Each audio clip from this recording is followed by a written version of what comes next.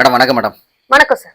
Madam இன்னைக்கு நம்ம எதை பத்தி பார்க்கலாம் அப்படின்னா, திருப்புவனம் அப்பாவி அஜித்குமார் வந்து அடிச்சு கொல்லப்பட்ட வழக்குல வந்து ஆஜரான வழக்கறிஞர் கார்த்திக் ராஜா அவருக்கு வந்து தொடர்ந்து கொலை மிரட்டல் இருக்கு, எனக்கும் என் குடும்பத்துக்கும் பாதுகாப்பு வேணும் அப்படிங்கிற மாதிரி இன்னைக்கு வந்து ஒரு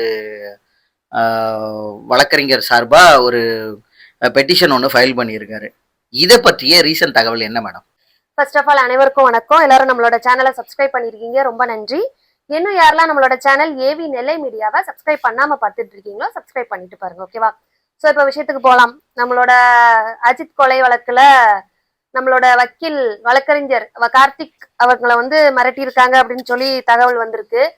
ஸோ இப்போ பாத்தீங்க அப்படின்னா, ஒரு சட்டத்தை வந்து மக்களுக்காண்டி போராடி அதோட நிலவரத்தை என்னன்னு சொல்லி நம்மளோட மக்களுக்கு தெரிவிக்கிற வழக்கறிஞர்களுக்கு இப்படி ஒரு நிலைமை வந்தது அப்படின்னா, அப்ப நம்ம நாட்டுல யாருக்குதான் பாதுகாப்பு இருக்கு?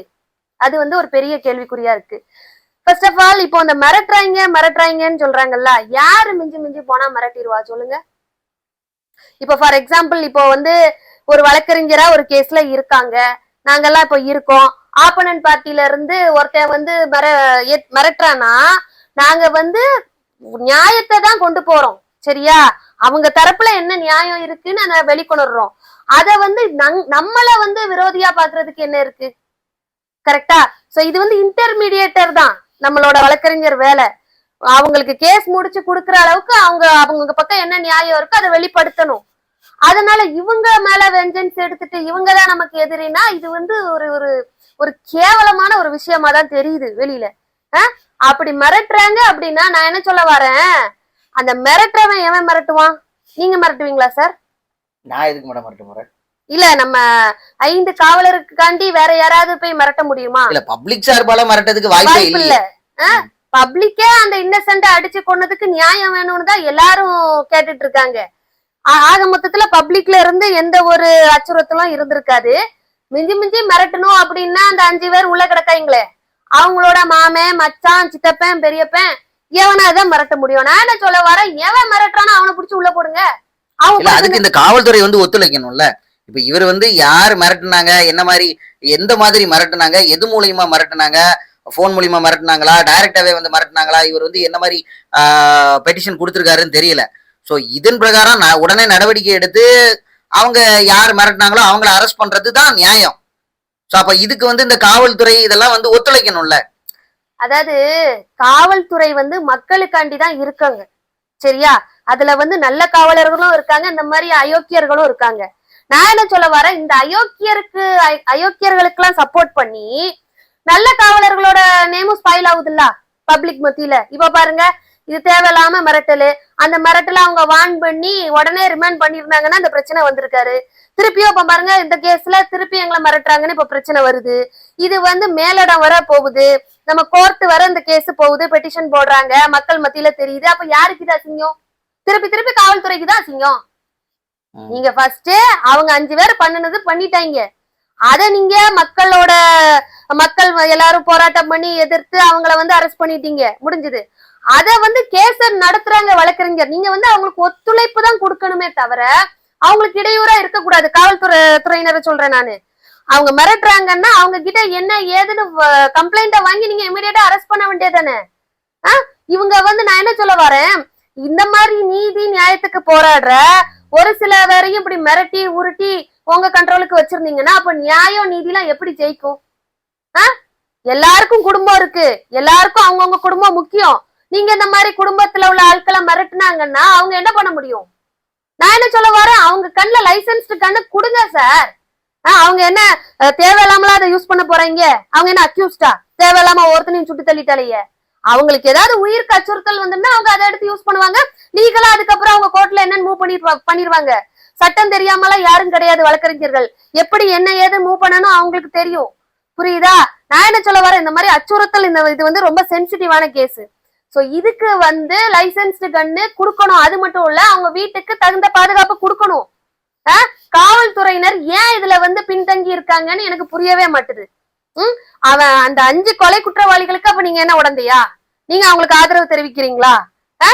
புரியல. உங்களோட இதுல இருந்து ஃபீல்டுல இருந்து போனாங்கன்னா கொலை பண்ணிட்டு போவாங்க, அதுக்கெல்லாம் நீங்க சப்போர்ட் பண்ணுவீங்களா என்ன?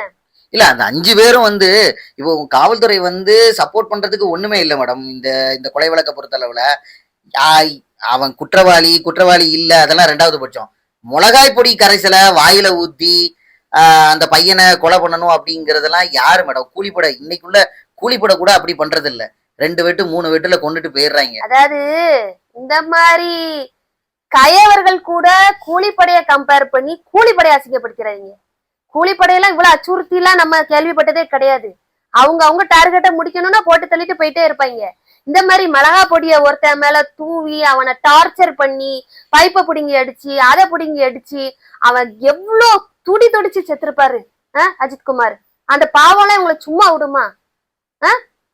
இல்ல நான் என்ன சொல்ல வரேன், அவங்க குடும்பத்துல அன்னைக்கு கதறுதாங்க, ஆர்ப்பாட்டம் பண்ணுதாங்க. உங்க குடும்பத்துல இப்படி ஒரு உயிர் போச்சுன்னா நீங்க விடுவீங்களா? அந்த ஒரு லேடி கூட பயங்கர வைரல் ஆச்சு. ஆமா, ஹஸ்பண்ட வந்து இது மாதிரி யாரோ சொல்லிதானே, பெரிய பெரிய அதிகாரிகள் சொல்லிதானே அவர் அடிச்சாரு. அந்த லேடியோட ஹஸ்பண்ட் கிடையாது, லேடியோட தங்கச்சி புருஷனோ அக்கா புருஷனோ யாரோ மாட்டிருக்காங்க. அதுவுமே இல்ல, ஹஸ்பண்ட் எல்லாம் கிடையாது, தங்கச்சி புருஷனோ அக்கா புருஷனோ யாருக்கா, அதுக்கே இந்த துடிக்குது, அதுக்கே இவ்வளவு துடி, அது பெரிய வைரல் ஆச்சே. ஏமா உன் புருஷே இல்லையாமா, அதுக்கு ஏமா இப்படி ஒப்பாரி வைக்க அப்படின்னு நிறைய பேர் கேட்டிருந்தாங்க நெட்டிசன்ஸ். Okay okay. சோ அதனால சொல்றேன், இந்த மாதிரி நீங்க எல்லாரும் வந்து கூவுறீங்க வைக்கிறீங்க, உங்க குடும்பத்துக்குன்னு ஒண்ணு வந்தா வலிக்குது. அதான் சொல்லுவாங்களா, உனக்கு வந்தா ரத்தம் மத்தவங்களுக்கு வந்தா தக்காளி சட்னியா? அந்த மாதிரி உங்க குடும்பத்துல இப்படி ஒரு உயிரை துடிக்க கொண்டா அவங்களுக்கு எப்படி இருக்கும்? தூக்கம் வருமா சார் ஒரு நாளாவது?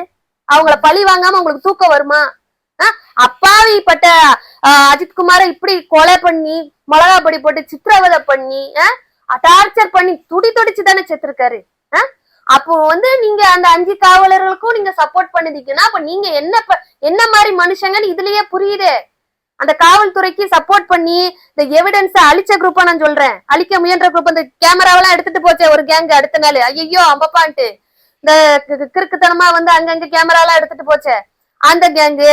அப்புறம் அந்த எவிடன்ஸ் அழிக்கணும்னு நிறைய பேரு இது பண்ணாங்க. இப்ப கொலை மிரட்டல் விடுத்த கேங்கு, இந்த மாதிரி அதுவும் இன்டைரக்டா அச்சுறுத்தல் வருதான் இந்த விட்னஸுக்கு, வழக்கறிஞருக்கு, அவரோட குடும்பத்துக்குலாம். நான் என்ன சொல்ற வர, ஏன் நீங்களா மனுஷங்களா? ஒரு நியாயத்தை ஒருத்தங்க ஒரு நியாயத்துக்காண்டி போராடுறாங்க, நீங்களும் நின்னுலாம் நாங்க சப்போர்ட் பண்ணுதேன்னு சொல்லணும். அதை விட்டுட்டு அதை மறைக்கணும். ஏன் அந்த 5 காவலர்களை காப்பாத்தி நீங்க என்ன பண்ண போறீங்க? நாளை பின்ன உங்களோட காவல்துறைக்கு தான் அது கெட்ட பேரு. அது ஏன் உங்களுக்கு புரிய மாட்டேங்கி? புரியுதா சார்? நான் என்ன சொல்ல வரேன், ஒரு ஒரு உடம்புல ஒரு கேன்சர் செல் வந்து அஃபெக்ட் ஆயிட்டுன்னு வைங்க, அதை வந்து நம்ம ரிமூவ் பண்ணி எப்படி அதை டெஸ்ட்ராய் பண்ணணும்னு தான் பாக்கணுமே தவிர அதை உடம்புல வச்சுக்கிட்டே இருந்தா ஃபுல் உடம்பு ஃபால்ட் ஆயிரும். சொல்ற புரியுதா? அதே மாதிரிதான் இந்த காவல் கயவர்கள் நான் சொல்றேன். இந்த காவல்துறையில இந்த அக்யூஸ்டா அரெஸ்ட் ஆயிருக்காங்கல்ல 5 பேரு, அவங்கள வந்து விட்டுருங்க. அது வந்து கவர்மெண்ட் கிட்ட கேக்குறேன் நானு, நம்மளோட நீதிமன்றத்தின் பார்வையில அவங்கள விட்டுருங்க. அவங்க என்ன தண்டனையோ கொடுத்துட்டு போட்டோம், நீங்க ஏன் சப்போர்ட் பண்றீங்க? அவங்களால உங்க காவல்துறைக்கு கெட்ட பேரு, உங்க அரசாங்கத்துக்கே கெட்ட பேரு தானே. இப்ப இந்த ஆட்சியில இது வந்து எவ்வளவு பெரிய பேசு பொருளா ஆயிடுச்சு அவங்களுக்கு. இது நம்ம அரசாங்கம் அந்த காவலர்களை அரெஸ்ட் பண்ணியாச்சு, அதுவும் மக்களோட இது தாங்க முடியாமதான், பப்ளிக்கோட போர்ஸ் தாங்க முடியாம. இப்போ இவர் வந்து முதல்வர் ஸ்டாலினை பொறுத்தளவுலயோ உதயநிதி ஸ்டாலின் அவர்களை பொறுத்தளவுலயோ 2 பேரையுமே நான் வந்து நம்மளுடைய பார்வையில கணிச்ச வரைக்கும் அவங்க வந்து பொதுமக்களுக்கு இன்னும் நிறைய சப்போர்ட் பண்ணணும். இந்த விஷயங்கள்ல வந்து ஏதோ தெரியாத விதமா நடந்துட்டு இல்ல. இப்போ வந்து அவர் வந்து சாரி கேட்டாரு, அஜித்குமாரோட அம்மாட்ட வந்து சாரி கேட்டாரு, இதெல்லாம் வந்து இந்த முதல்வர் வந்து சாரி கேட்கிறாரு, இதெல்லாம் ஒரு பெரிய விஷயம்தான். ஆனா அவங்க வந்து அந்த தப்பை வந்து திருத்திக்கணும்னு நினைக்கிறாங்க. ஆனா இந்த விஷயத்துல காவல்துறையா இருக்கட்டும் மத்தவங்க இருக்கட்டும் இந்த குற்றவாளிகளுக்கு சப்போர்ட் பண்ணும்போது இவங்க இதை கடிஞ்சுக்கணும்ல மேடம், அதான உண்மை. இவங்க அதை வந்து கடிஞ்சுக்கணும்ல, இந்த காவல்துறைக்கு ஒரு இன்ஸ்ட்ரக்ஷன் கொடுக்கணும்ல, இது மாதிரி யாரு மிரட்டுறாங்க அவங்க மேல உடனடியா நடவடிக்கை எடுங்க, துரித நடவடிக்கை எடுங்க. யார் மிரட்டுறாங்களோ அவங்க பேர்லயும் இதே குற்றத்தின் பிரிவுல இவங்களை வழக்குல சேர்த்து இவங்களையும் உள்ள தூக்கி வைங்க அப்படின்னு வந்து முதல்வர் ஸ்டாலினோ உதயநிதி ஸ்டாலினோ சொல்லணும்ல. இது அவங்களுடைய கடமை தானே. முதல்வர் துணை முதல்வர்லாம் இதை வந்து கொஞ்சம் கவனத்துல எடுத்துக்கணும். இது சென்சிட்டிவான விஷயம், அதுவும் தேர்தல் நேரம் வேற நெருங்குது, தேவையில்லாம இந்த ஆட்சிக்கு ஒரு அவப்பேர் வருது. சோ இதுல வந்து இந்த அஜித்குமார் வழக்குல நீதி கிடைச்சாதான் இந்த அரசு வந்து இன்னும் நல்ல விதமா பேசப்படும். இல்லனா மக்களோட பார்வைக்கு இது வந்து ஒரு பொல்லாத அரசாங்கமா தான் தெரியும். ஒரு அட்வொகேட்டா சொல்றேன் நானு. சோ ஒரு வழக்கறிஞருக்கு பாதுகாப்பு இல்லாத நிலைமை என்ன நிலைமை? இந்த நம்மளோட ஆம்ஸ்ட்ராங் வழக்குல பாருங்க, அவரு வந்து ஒரு வழக்கறிஞர், அவரை என்ன வெட்டி கொண்டுட்டாங்க. அதுக்கப்புறம் நீதிமன்றம் முன்னாடியே வழக்கறிஞரை வெட்டி கொள்ளுதாங்களா.